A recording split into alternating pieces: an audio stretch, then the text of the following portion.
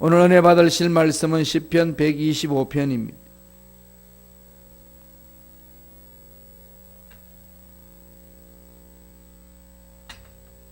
시편 125편 1절로 5절 말씀이 되겠습니다. 시편 125편 1절에서 5절까지 말씀 다 같이 합독하시겠습니다. 야훼를 의지하는 자는 시온산이 흔들리지 아니하고 영원히 있음 같도다. 산들이 예루살렘을 두름과 같이 야훼께서 그의 백성을 지금부터 영원까지 두루시리로다. 악인의 규가 의인들의 땅에서는 그 권세를 누리지 못하리니 이는 의인들로 하여금 죄악의 손을 대지 아니하게 함이로다. 야훼여, 선한 자들과 마음이 정직한 자들에게 선대하소서. 자기의 굽은 길로 치우치는 자들은 야훼께서 죄를 범하는 자들과 함께 다니게 하시리로다. 이스라엘에게는 평강이 있을지어다. 아멘. 이 말씀으로 야훼를 의지하는 자, 야훼를 의지하는 자라는 제목으로 은혜 말씀을 나누겠습니다. 1959년 9월 27일 날이 주일이었습니다. 미국과 소련 대통령 수상이 이제 서로 만나서 담화를 이루는 그런 날입니다. 그날은 주일이었는데 각자의 이제 숙소에 있으면서 아이젠하워 대통령이 그 당시 소련 수상 후르시초프에게 전화를 걸었습니다. 오늘은 주일이니까 함께 교회 갑시다. 후르시초프가 거절했습니다. 그랬더니 아이젠하워 대통령은 1시간 반만 기다려달라고, 예배드리고 오겠다고. 참 외교상 이런 일들이 어떻게 일어났는지 모르겠습니다만 그런 기록이 있습니다. 예배가 끝나자 아이젠하워는 후르시초프를 정중하게 만나 주었습니다. 서로 만났어요. 초청을 했으니까. 그리고 아이젠하워가 후르시초프에게 묻습니다. 1시간 반 동안 수상님은 무엇을 하셨습니까? 라고 물으니까 후르시초프는 이렇게 대답을 합니다. 내가 먼 길을 찾아왔는데도 교회에 가야 할 아이젠하워의 핑계가 무엇일지 그것만 깊이 생각했습니다. 그렇게 이야기를 했대요. 참 두 정상 간에 나누는 대화가 너무 재미있습니다. 소련의 그 당시 최고의 강대국, 공산주의자들의 강대국 아니겠습니까?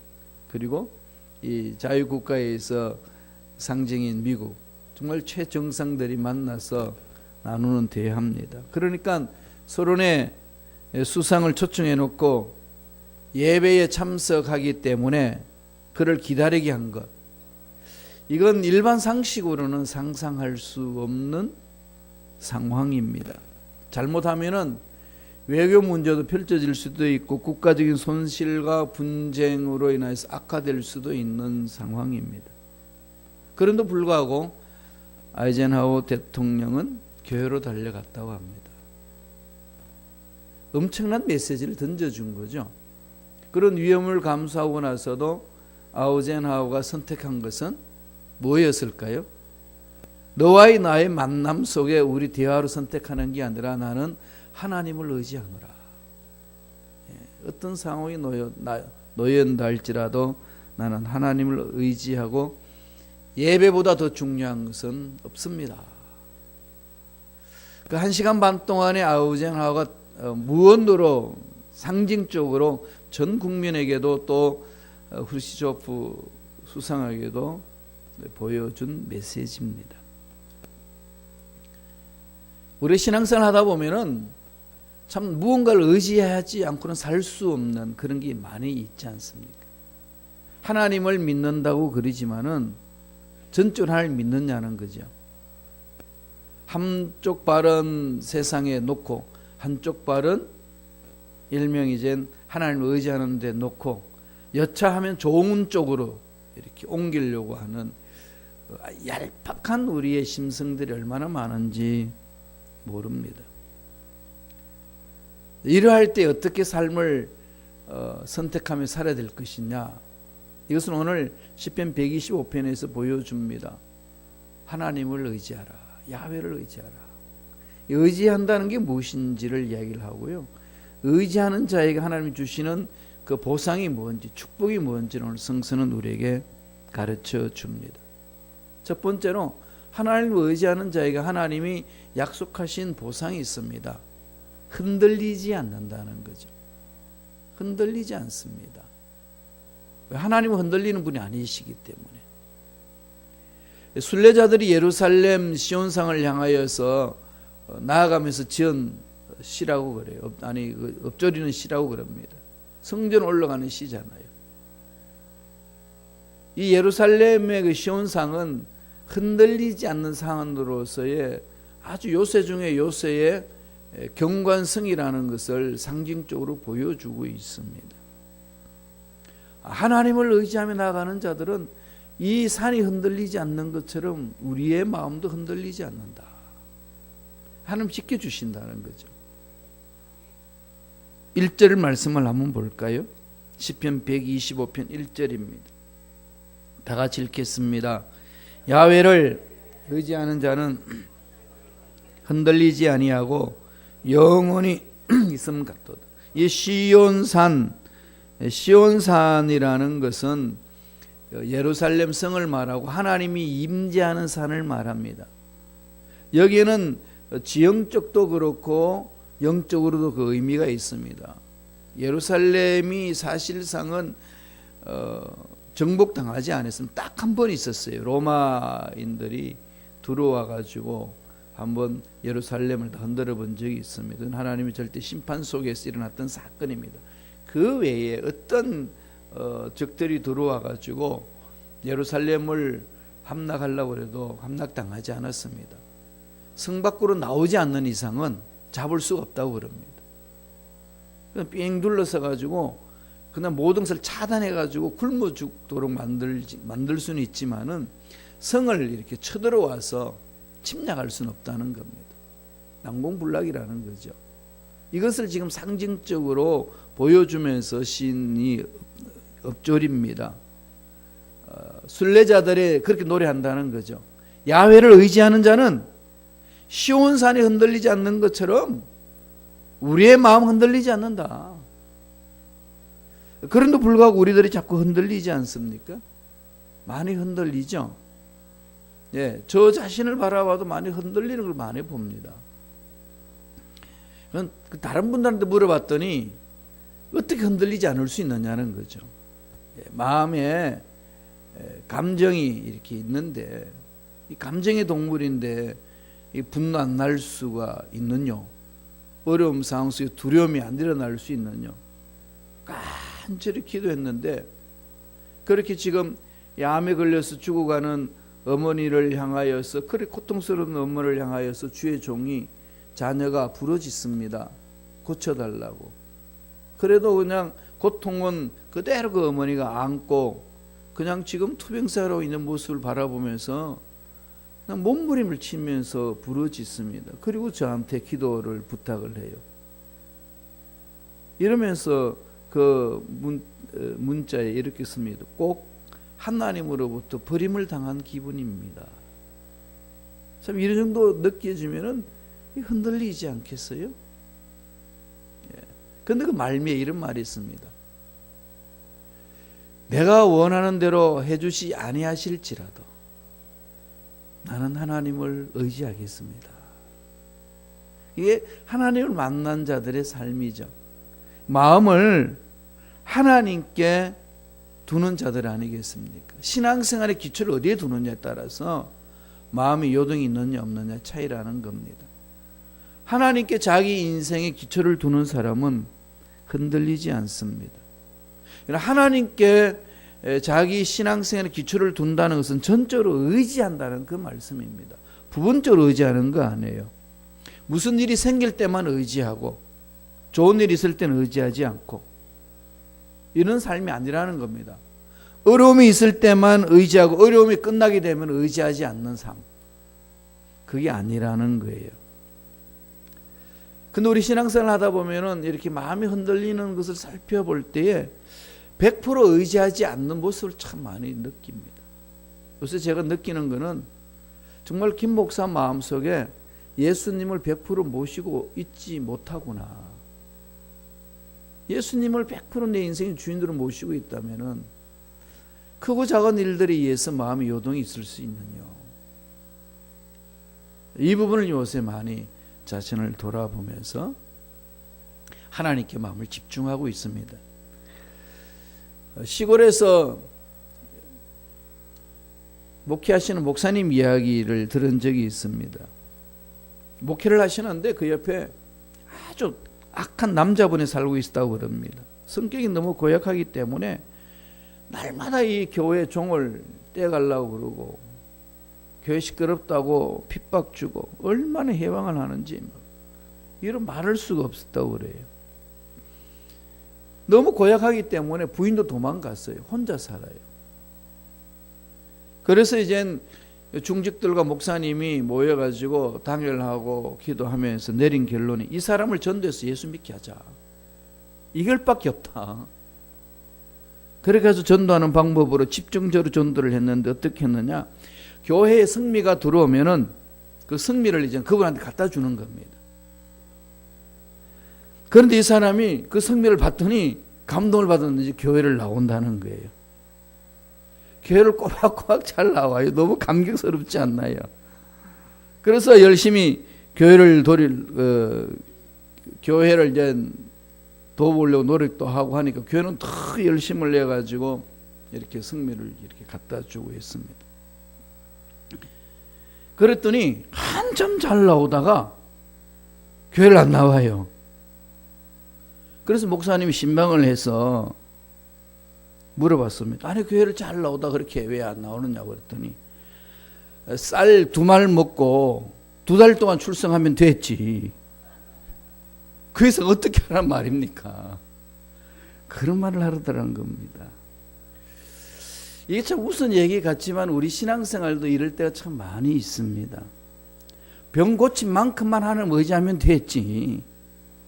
물질적 어려움을 해결받은 만큼을 의지하면 됐지. 더 어떻게 하란 말입니까? 라고 우리 속에서 반문할 수 있다는 거죠. 하나님 의지한다는 것은 100%를 말합니다. 100% 전적으로 의지하는 거죠. 좋을 때나 힘들 때나 어려울 때나 내 뜻대로 될 때나 뜻대로 되지 않을 때나 다 그렇게 가는 거 아니겠습니까? 그걸 의지한다는 거죠. 약속의 말씀은 반드시 이루어집니다라고 확신을 갖고 그 약속의 말씀에 신앙의 뿌리를 내리는 것을 말합니다. 그렇게 되면 흔들리지 않는다. 약속의 말씀은 흔들리지 않거든요. 그래서 하박국 선지자도 그러지 않지 않습니까?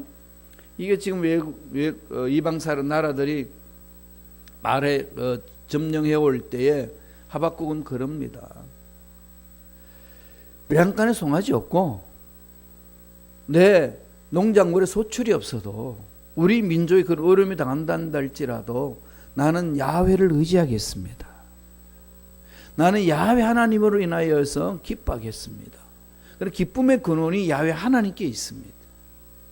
자기 삶을 이끌어가는데 하나님께 나와서 매달리는 그 모든 것들도 하나님께 있습니다. 내 뜻대로 기도 응답이 되고 내 뜻대로 기도 응답이 안 되고 이것 때문에 의지하고 의지하지 않고의 어떤 기준이 아니라 기준은 전능하신 하나님께 있습니다. 집중하여 하나님께 마음을 모으는 걸 말합니다. 이러한 자들은 하나님이 어떻게 하죠? 흔들리지 않는 은혜를 주신다. 그렇게 말씀을 합니다. 우리 대한민국의 초기 그리스도인들이 그리스도인의 삶을 보면은 일제 시대의 식민지 생활 속에서 어려움을 얼마나 많이 당했습니까? 신사 참배로 인하여서 많은 사람들이 잡혀가고 고문당하고 순교를 당했습니다. 그런데 그들의 신앙을 보면은요, 죽을지언정 믿음을 배반하지 않았습니다. 그 대표적인 것이 주기철 목사님 아니겠습니까? 그 사모님이 그랬습니다. 주기철 목사님 사모님이 그 석방을 해주는 거죠. 왜 가정을 만나서 사모님 만나고 자녀 만나면 주기철 목사님이 마음이 약해져서 일본 사람들이 신문할 때에 그냥 타협할 수 있을 것이라는 것을 통해 가지고 심리전을 펼쳤습니다. 그리고 집을 보내줬어요. 한 주간 동안 휴가를 줬습니다. 마음 약해지라고.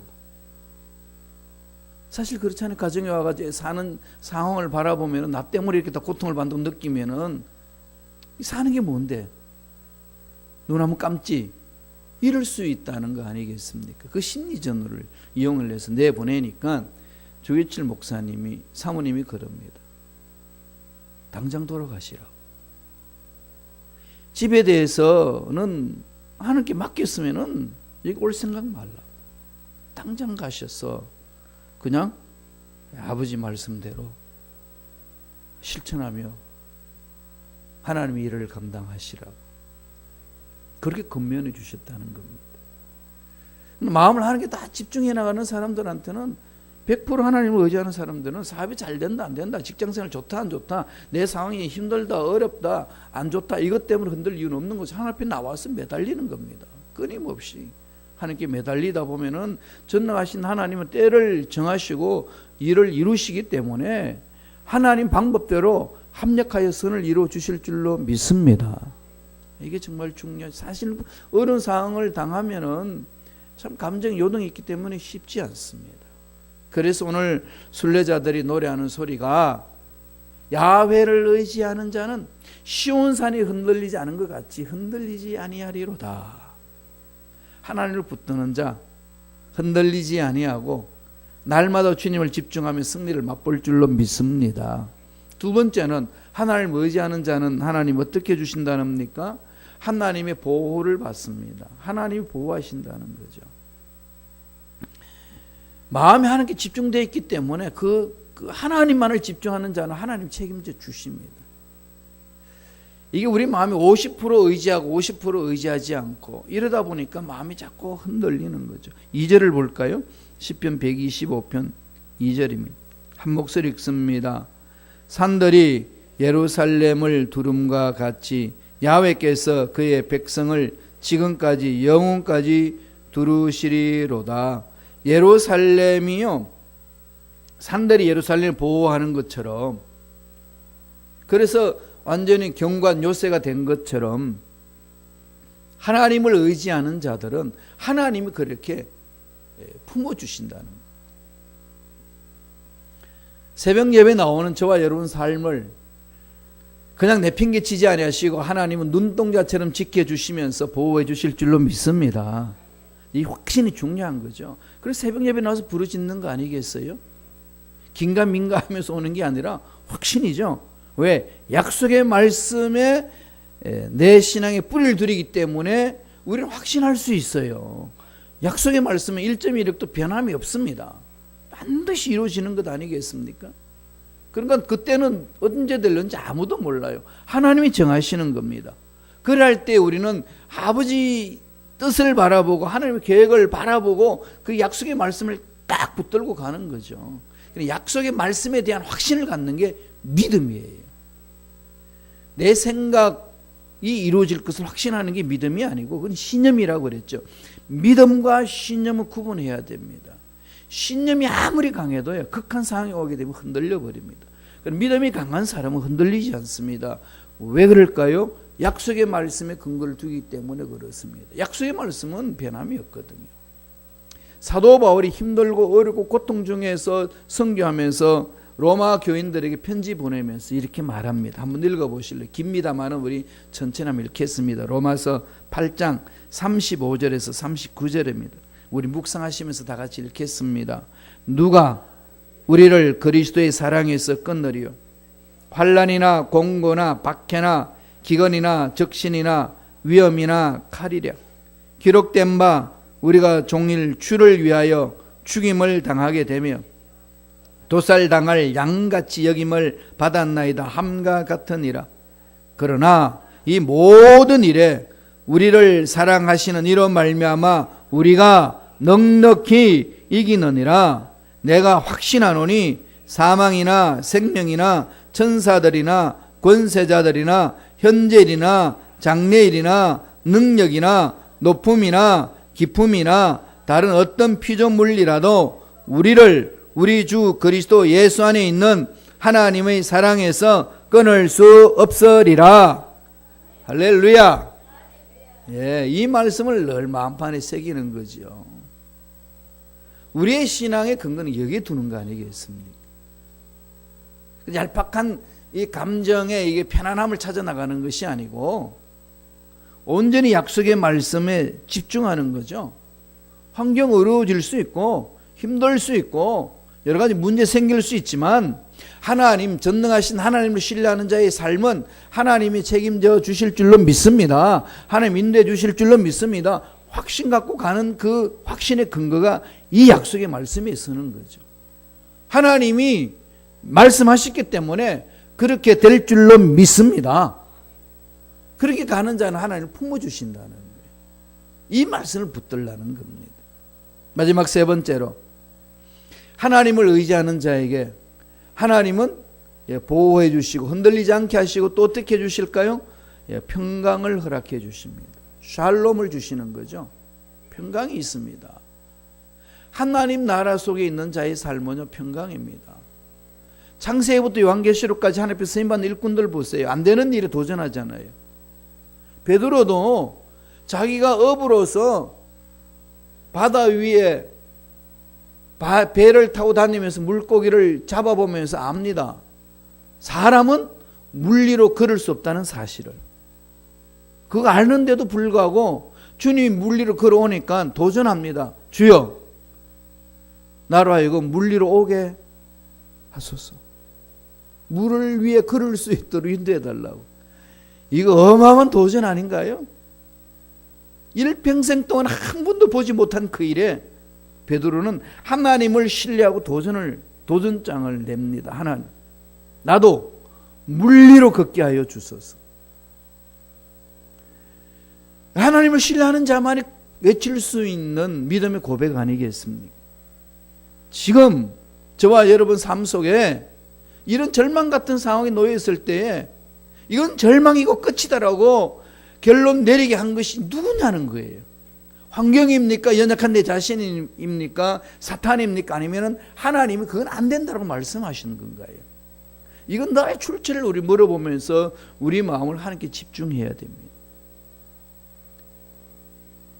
창세기부터 요한계시록까지 하나님 앞에 쓰임받은 일꾼들은 안 되는 것에 도전하는데 말할 수 없는 중에 바르고 믿는 것은 하나님만을 신뢰하기 때문에 그랬습니다.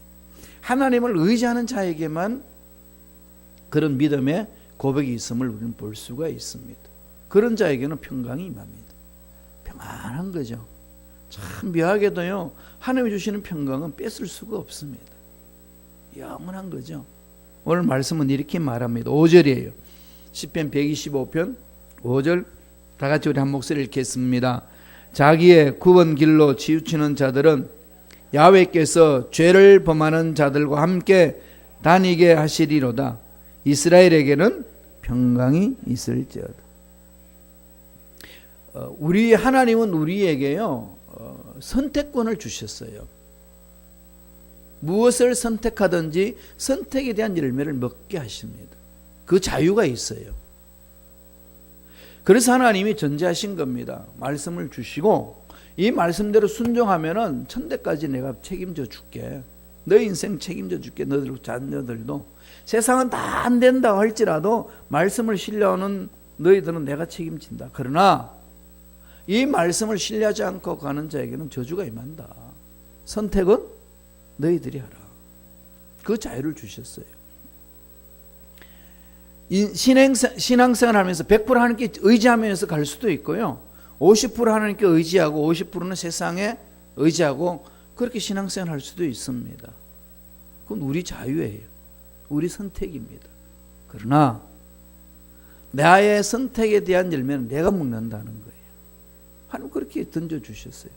그래서 뭐라고 말씀하시죠? 내 믿음대로 될지어다. 이건 엄청난 진리요 우리 신앙생활의 핵심입니다.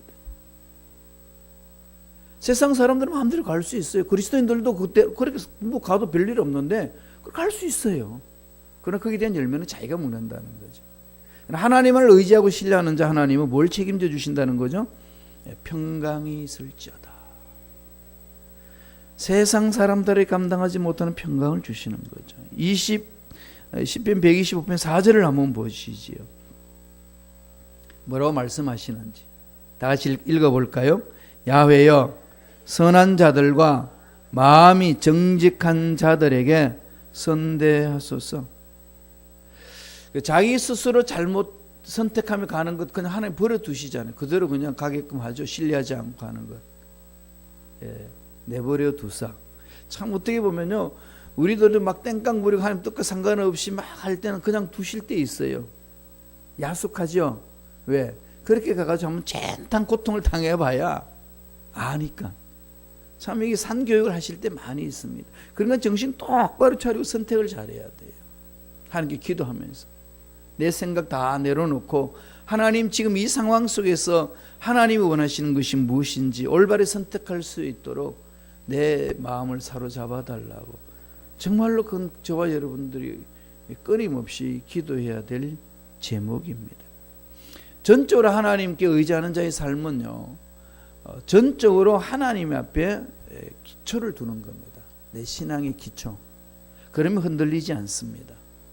전능하신 하나님 앞에 기초를 두지 아니하면은 흔들려요. 돌아보세요. 내 삶이, 내 신앙생활이 왜 이렇게 불안하고 답답하고 흔들리는지. 전적으로 하나님께 기초를 둔 사람은 흔들리지 않습니다. 하나님이 울타리가 되셔서 보호해 주십니다. 그러기에 우리는 안전하게 살아갈 수 있고 마음에 평강이 넘쳐날 수가 있습니다.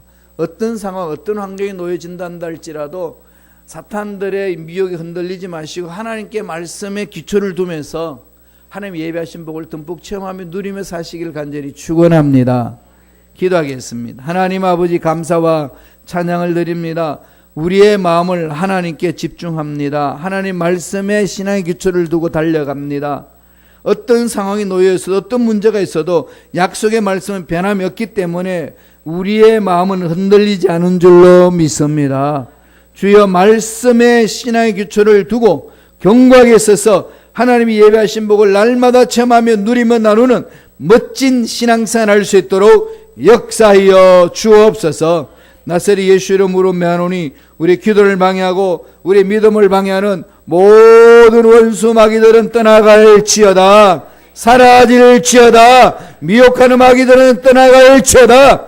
성령이여 하나님의 권속들의 마음속에 성령으로 충만케 하여 주시고 약속의 말씀으로 충만케 하여 주셔서 언제나 약속의 말씀을 붙들고 흔들리지 않는 견고한 신앙생활, 확신을 갖고 평강을 누리는 신앙생활 할 수 있도록 축복하여 주옵소서.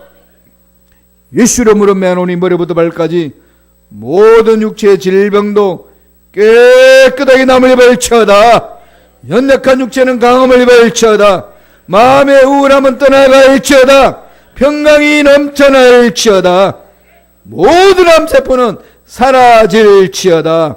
치유하신 하나님을 찬양합니다. 홀로 영광받아 주옵소서. 은혜 감사의 귀한 예물 심습니다.